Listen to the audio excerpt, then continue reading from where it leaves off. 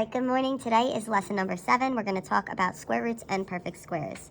So our aim is how do we determine the square root of numbers.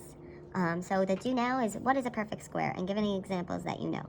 So take a second and jot down anything you might know about perfect squares or any examples of perfect squares that you might have.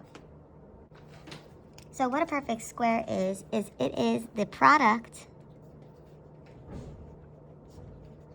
of a number or quantity being multiplied by itself.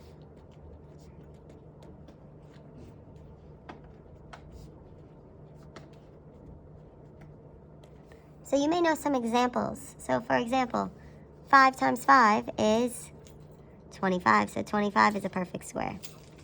7 times 7 is 49. So 49 is a perfect square. 10 times 10 is 100. So that's a perfect square. And you can continue to go on. So what we're going to learn about today is more specifically what are all of the perfect squares, and then what are the symbols that we use to represent those. All right, so what a square root is it is a number that produces a specific quantity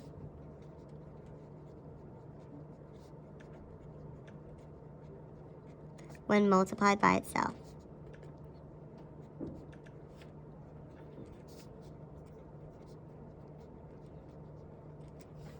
For example, we're going to be taking square roots of perfect squares, and the square root is that answer.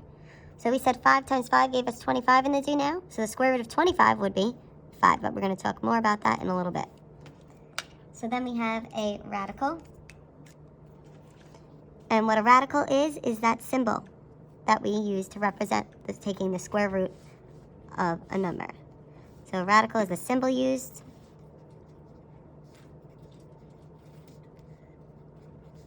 to take a square root of a number.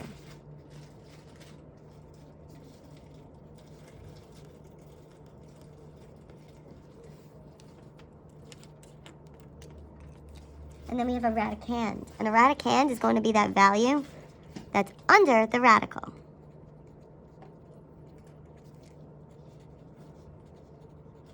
It's the value under the radical.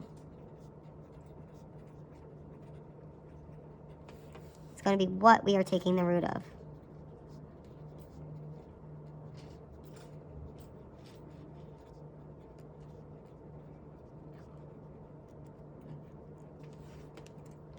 So now looking at this chart, what we're going to do is we're going to identify our perfect squares, which remember is the value after a number is multiplied by itself. So we're going to identify our perfect squares from 1 through 15.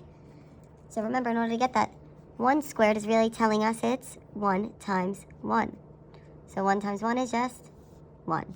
2 squared is 2 times 2, which is 4. So my perfect squares are 1 and 4 and so on. 3 squared is 3 times 3, which gives me 9. 4 squared is 4 times 4, which gives me 16.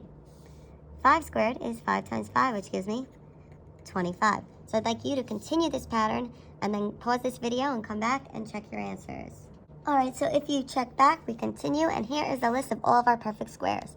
Our perfect squares are going to be extremely important, so they continue on after 15, but I want you to memorize the perfect squares from 1 through 15, and we're going to continuously write them at the top of our page when we get further into the unit and simplifying radicals. So you want to memorize all of these perfect squares. So in order to simplify radicals by finding the perfect squares, we're just going to look at our questions and think about what's the number that you multiply by itself in order to get 144, and that's going to be your answer. So the square root of 144. Well, what number do you multiply by itself to get 144? And that would be 12, because 12 times 12 gives you 144. So my answer is just 12. What's the square root of 64?